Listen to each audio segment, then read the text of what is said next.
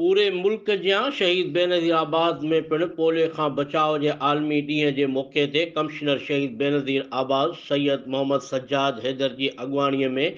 माउ ऐं ॿार जे सिहत मर्कज़ खां मेन गेट ताईं आगाही रैली कढी वई। इन मौक़े ते रैलीअ खे ख़िताब कंदे commissioner Shaheed Benazir Abad Syed Mohammad Sajjad Haider, deputy commissioner Zahid Hussain Rind, district health officer doctor Asadullah Dahiri ऐं ॿियनि अलॻि अलॻि ख़िताब कंदे चयो त अॼु समूरी दुनिया समेत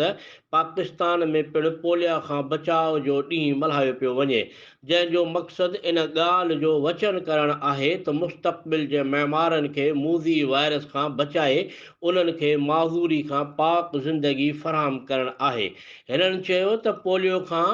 आज़ाद ज़िंदगी हर ॿार जो हक़ आहे। इन लाइ वालिदैन खे घुर्जे त हू पोलियो मुहिम दौरान पंहिंजे ॿारनि खे माज़ूरी खां बचाव लाइ पोलियो खां बचाव जा फुड़ा ज़रूरु पियारीनि, जेके हर लिहाज़ खां महफ़ूज़ ऐं फ़ाइदेमंद आहिनि। हिननि वधीक चयो त पाकिस्तान खे पोलियो खां पाक बनाइण लाइ मुआशिरे जे हर फ़र्द खे पंहिंजो किरदारु अदा करणु घुरिजे।